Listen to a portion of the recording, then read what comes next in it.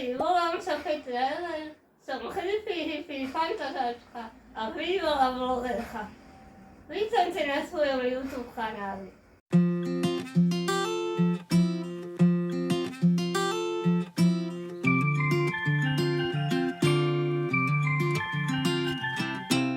Dúfam, že sa ti páčilo to intro. Ja mám v čase natáčania iba obrysy. Vôbec nepanakárim. Všetko je OK. Áno, bývalá blogerka, pretože dnes som vydala svoj posledný článok a tým som sa definitívne rozlúčila s blogom Životvory SMAG. Bývalá ho, tak sa to vyslovuje.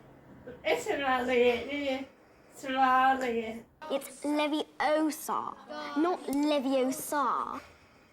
Žijem totiž s diagnózou spinálna muskulárna atrofia, skrátke SMA, po slovensky tak zvaná spinálna svalová atrofia. V tomto videu ti teda zodpoviem otázky, ktoré ma sprevádzajú celým životom.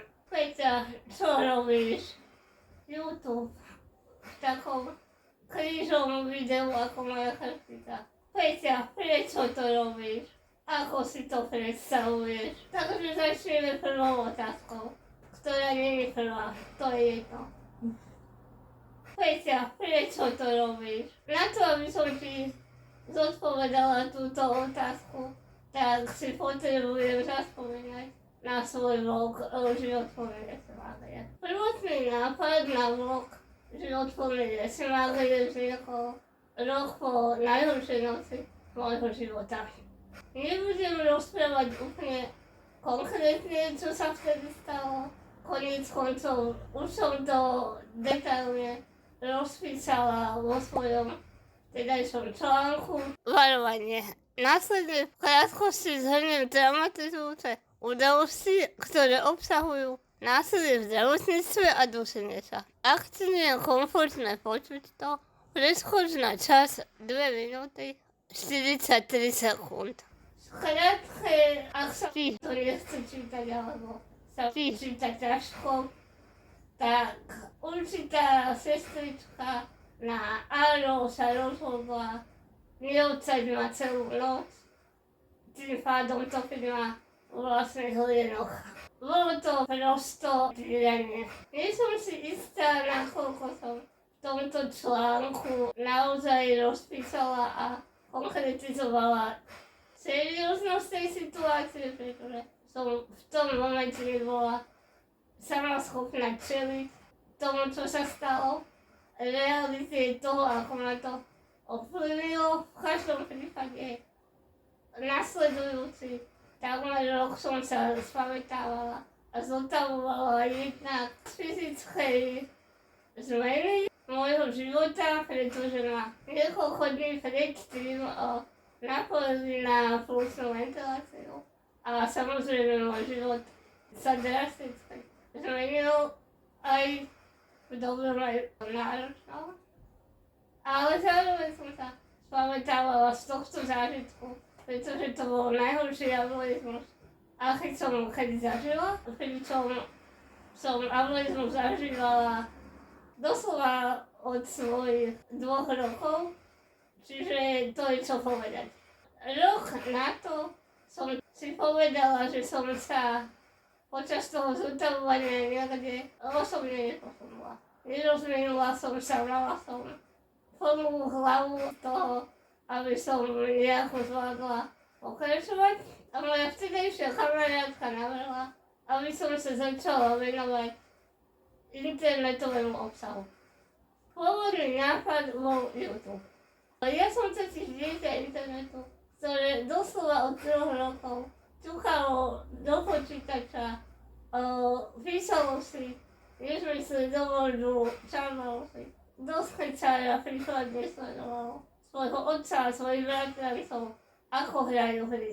Týmto pádom som celý život inklinovala k takým veciam, ako sú hráči na YouTube alebo internetový obsah, články, vlogy a podobne. Prvotný nápad môjho obsahu teda boli YouTube videá, ktorý by som hovorila svoje vtipné, zdravé komické príbehy zo života, prípadne hrala hry, ako každý človek, ktorého som vtedy denne sledovala.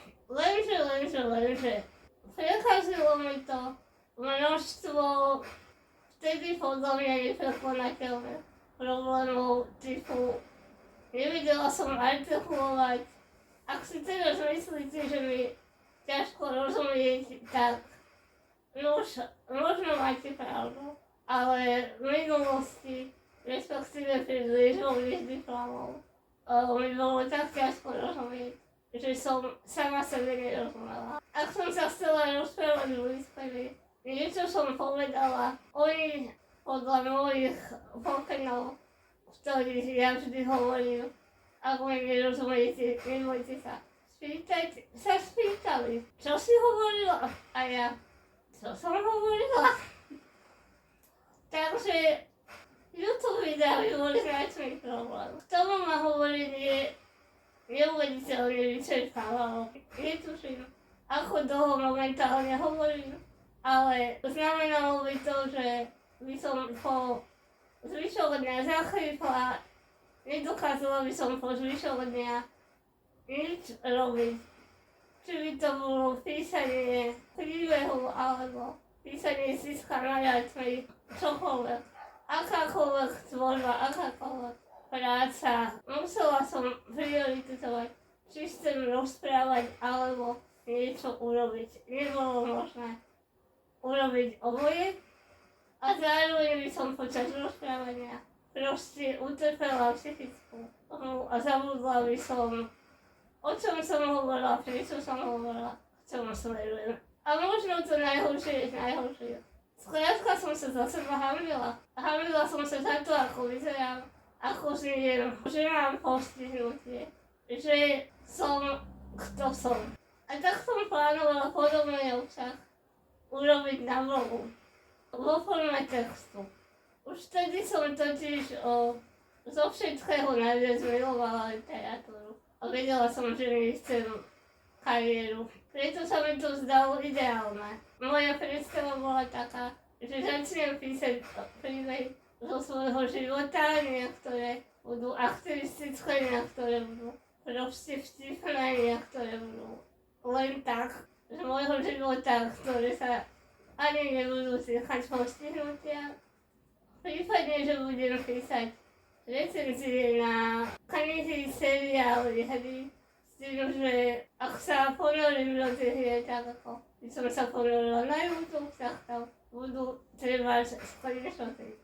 A tak som si vďaka svojmu kamarátovi, ktorý ma po minulé roky učil programovať a dizajnovať, vytvorila web. 26.1.2019 som teda vydala svoj prvý článok presvedčený, že to niekto nebude čítať. No na moje prekvapenie som už prvý deň mala 300 kliknutí, stovky sledovateľov a ďalší deň pribúdali dvojnásobky toho istého. No keď som vydala svoj druhý článok s názvom Ako som prestala dýchať a nasledujúci s názvom 22 komických dní na Aro, tak sa môj pôvodný plán absolútne zrušil.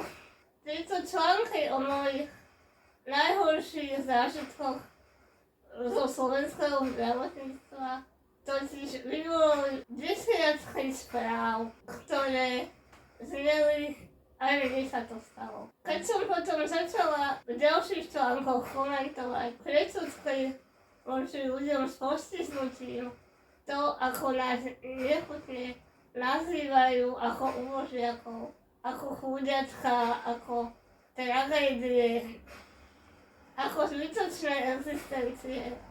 Ďalšie desiatky správ, možno dnes už aj stovky, zneli, aj mňa tak nazývajú.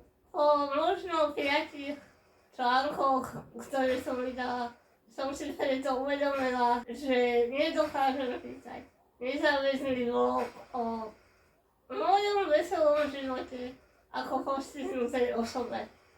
áno, bolo by to pravdivé, ale nebolo by to celá pravda. Nedokázala som si, že toľkí ľudia, ktorí sú ako ja, respektíve sú možno rozdielni odo mňa, ale sú v rovnakej komunite ľudí s postihnutím, trpia alkoholizmom, čo je diskriminácia voči ľuďom s postihnutím a ochorením.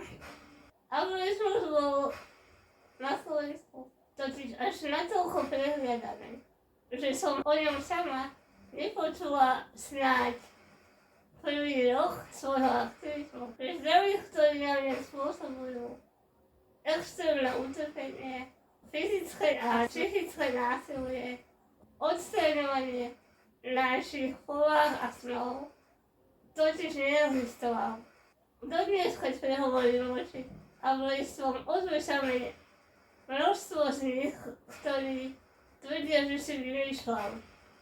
Že každý, kto sa ozve, moje komentáre v mojich správach, hoci osobne si vymýšľal svoje utrpenie. A tak som sa pustila do aktivizmu naplno. Dala som si šibeničný termín. Každý týždeň vydávať jeden článok, aby som nedala šancu a priestor na to, aby algoritmus opäť zanechol. Aby rozhovory o tom, čo sa deje ľuďom s postihnutím na dennom poriadku, zanechol. Algoritmus totiž je násilie. Keď vám niekto každý deň od narodenia alebo odchody sa vám drasticky zmení život postihnutím. Hovorí, že ste menej cenní. Je to násilie. Ak vám niekto na základe vašej diagnózy fyzickej ubliží a myslí si, že to nie je podstatné, pretože máte tú diagnózu, je to násilie. No môj blog zďaleka nebol iba negatívny. Milovala som ho za všetko, čo mi priniesol. Každým článkom som nadobudala sebavedomie, svoju identitu a hlavne komunitu. V apríli 2019, čiže len o niekoľko mesiacov po začiatku môjho blogu, ma objavila organizácia muskulárnych dystrofikov. Keďže sa mi ťažko hovorí, budem ich volať OMD. Napísali mi, že si cenia moju prácu a či by som sa k ňu nechcela pridať. Bola to úžasná spolupráca, ktorá trvá doteraz. Píšem takmer do každého čísla ozveny, zapájam sa do každej kampane, veľa si nutil, či už článkami alebo fotoshootom, pričom som raz bola aj tvárou kampane, alebo som bola hostkou v ich livestreame. Oni boli mojim prvým dôkazom, že nie som sama, komu záleží na kvalitnom živote ľudí s postihnutím na Slovensku. V júni toho istého roka, čiže len o 2 mesiace, zazdieľala môj článok žena, ktorá nesúhlasila s mojimi názormi. Konkrétne išlo o to, ako nazývať ľudí s postihnutím. Či je korektné hovoriť postihnutí, handicapovaní, zdravotne znevýhodnení a tak podobne. Ten článok ešte recyklujem aj na tento kanál, čiže daj odber alebo čo, ja neviem. S touto ženou som začala diskutovať a do 3. noci sme viedli absolútne iný rozhovor o tom, ako milujeme meno Vetea a ďalšie fantasy knihy a na ďalší deň opäť a na ďalší deň opäť. Stala som mojou najlepšou kamarátkou. A nie len ona. Spoznala som množstvo ľudí, ktorí buď chceli začať vlastný aktivizmus a nemáme na to buď odvahu alebo prostriedky, alebo si mysleli, že sú v tom sami. Ako by to začalo vyskakovať na internet zistili by, že si to len namýšľajú, čo samozrejme nie je pravda. Na prelome roku 2019 a 2020 nastala pandémia. Spoločnosť bola v šoku, že riziková žena, ktorá je na dýchacom prístroji a neboli sa hovoriť o smrti, písala články o covide. Rozhovory so mnou a rôzne spolupráce začali doslova všade na osobine, naplnený každý mesiac. Bola som nie ako len slovenskom pacientovi, v Slovenskej aliancii zriedkavých chorôb, RTVS2, Pravde, v Humanite. Robila som spolupráce so Slovenským národným strediskom pre ľudské práva, Centrom pre výskum etnicity a kultúry a samozrejme stále s OMT-čkom. Bolo úžasné a neuveriteľne povzbudivé, že sa slovenské médiá konečne zaplnili rozhovormi o amyloizme. Zároveň to bolo ale vyčerpávajúce. Rúcal sa mi zdravotný stav, pretože moja diagnóza bola progresívna, dokým som nedostala liečbu. To znamenalo, že každým dňom občas sa znal, že každou hodinou mi ubúdali svaly. Ubúdalo mi energia, ubúdalo mi možnosti. Treba povedať, že kvôli mojej diagnóze slabým plúčam, ako ste si mohli všimnúť z tej diery mojej hrudi, ma mohla kadekoľvek zabiť aj obyčajná chrípka. Covid by pre mňa bol na 100% smrteľný. Moje zdesenie do života v pandémii bolo teda iba znásobené tým, že sa mojou prácou stalo neustále rozprávať o covide pre každé médium.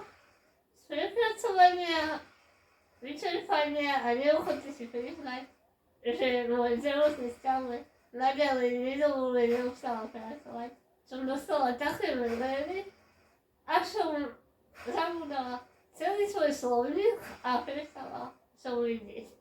Čo je problém, keďže píšem očami a písanie je moja primárna aktivita a kariéra. A predovšetkým zmysel života. No na väčšinu zdesenie mojej matky nikto mi nikdy nedokázal vysvetliť, Peťa, prestaň.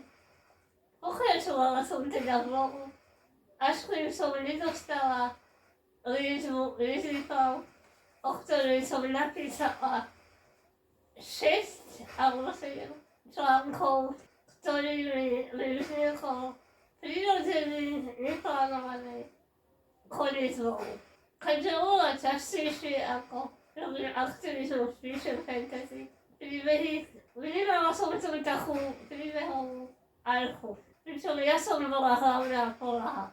Zároveň som však mala pocit, že bolo na čase skončiť. Prostredníctvom vyše 150 článkov som naozaj povedala všetko, čo som mala potrebu povedať o amyloizme a o svojich zážitkoch v nemocniciach či na uliciach, kde som stretávala a stále stretávala množstvo amyloistov. Došlo to až do takého bodu, že kedykoľvek mi napísal amyloista, mohla som mu odpovedať proste: Dobrý deň, tu máte link. A poslala som mu link na svoj článok, ktorom som vysvetľovala presne to, čo mi povedal. Proste som vysvetlila všetko. A zároveň amyloisti sú tie najmenej originálne bytosti, aké sa dajú stretnúť. Nechcete byť amyloista, viete. Zároveň som ale z osobného pohľadu cítila, že ma to uzamklo v jednej téme. Blog sa nazýva Život plný esmálie, pretože mám to celé o mojej diagnóze, o mojom postihnutí, o vysvetľovaní života s týmto postihnutím. Ale ja som komplexnejšia osoba ako svoje postihnutie. Áno, svoju diagnózu považujem za veľkú a podstatnú časť svojej identity, za ktorú sa už naďalej naozaj ani trochu nehambím, ale zároveň ja nie som SMA. Ja som Petra Eller. A ako by som mala ešte milión tém, o ktorých napísať o algoritme a ako by som chcela ešte o tom písať. A ako by ma to bavilo do nekonečna. Tak môj blog sa skrátka už asi rok a pol nekam neposunul. Hoci som mala zo pár článkov, ktoré sa vyšplhali na tisíce kliknutí, sledovateľia mi nepribúdali, príležitosti mi nepribúdali. Skúsila som teda iný formát obsahu, tvoriť reels, iné formáty vlogov, screenshoty, článkov, aby sa ľudia nemuseli preklikávať na môj web. Málo čo fungovalo, ak to aj trošku zabralo, možno na týždeň, nie viac a nie o pár sledovateľov naviac. A ja tomu rozumiem. Vlog bol zastávané médium, už keď som ho začínala písať. Takže som sa presunula na YouTube, keď YouTube začína byť zastávané médium a všetci idú na TikTok. Takže si zodpovedme ďalšiu otázku. Peťa, ako si to predstavuje? No už chaoticky, tak ako prebieha celý môj život. Neviem si predstaviť prestať byť aktivistkou. Ani ňou nechcem prestať byť, pretože je to mojou súčasťou. Je mojou súčasťou brániť svoj život, svoju hodnotu a hodnotu ľudí, ktorí sú v mojej komunite a ktorí si zaslúžia rovnaký rešpekt ako každý iný. Úprimne, nemám dojem, že by na Slovensku bolo veľa aktivistov a každého z nich si veľmi vážim a dúfam, že to neprestane robiť. A preto neprestanem ani na tomto kanále vysvetľovať dôležitosť rovnosti. Ale sama som si veľakrát položila otázku, Peťa, ako si to predstavuješ? Moja artikulácia je stále nejasná. Aj keď liečbame ju zďaleka pomáha vylepšovať. Nemôžem predsa kadekoľvek chytiť mobil a začať sa natáčať. Nevyzerám ako iné ženy, ktoré na YouTube majú dokonalý účes a dokonalý make-up a dokonalú postavu. Nemôžem sa postaviť do dokonalého svetla pred svoje dokonalé pozadie. Nemôžem si za invalidný dôchodok, ktorý je úbohý, kúpiť drahú techniku. Ale v zápätí mi došlo, že to sú práve dôvody, prečo by som mala robiť YouTube. Prečo by som sa mala ukazovať na verejnosti. Videl si niekedy ležiacu osobu na dýchacom prístroji mimo tragických príbehov typu toto je strašné chudiatko, ktoré nevyslovne trpí svojou existenciou. Videl si niekedy takúto postavu v seriáli, vo filme, v knihe, nebodaj v hre? Videl si niekedy reportáž o takejto osobe, ktorá žije aktívny život a pracuje a má blízkych a je ľúbená? Ja takých ľudí, čo si ich osobne poznám, množstvo, sú reálne, ale v médiách neexistujú. V médiách existujeme len ako tragédie, ktoré radšej sa nemali ani narodiť. A nie je to ešte si dovolí existovať slobodne. A teda tak si to predstavujem. Predstavujem si, že ti ukážem zlomok reálneho života ležiacej ženy na dýchacom prístroji, ktorá je ochrnutá od krku dole, plní si sny, má šialené ambície a neakceptuje, že nemôže žiť plnohodnotný rovný život. A teda si odpovedajme na poslednú, poslednú otázku. Peťa, čo robíš? Čokoľvek mi napadne. Budem tu rozprávať príhody zo svojho života, ukazovať svoju tvorbu, budem komentovať literatúru, popkultúru, možno, že si zahrám aj tú hru. Ak ťa to zaujíma, napíš do komentárov. A ako som už povedala, nechám neodchádza ani tá držá aktivistka z vlogu Život plný nesmália, pretože ja nechám neviem odísť. Plánujem teda recyklovať svoje minulé vlogy, pretože mnohí sa moje názory rozvinuli alebo zmenili, ale ak ťa zaujímajú moje uplynulé články, určite si ich prečítaj, pretože na druhú väčšinu vždy som naozaj hrdá. Ak čítaš moje vlogy, napíš mi teda do komentára, ktoré mám zrecyklovať vo forme videa, alebo ktorý ťa najviac zaujali. Prípadne mi môžeš napísať nejaké otázky, ktoré sa o mne chceš dozvedieť. Môžeme z toho urobiť Q&A. Pamätaj ale na to, že z komentárov odpoviem, možno Patreonom odpoviem na 100%. Na rozdiel od zdravotného medať odber podpory môžeš na Patreone, kúpom leču, na Handlecupe, sledovanie mojich sociálnych sietí a ďalšími spôsobmi v popise videa alebo na mojom autorskom webe peteralor.sk. Maj sa fantasticky!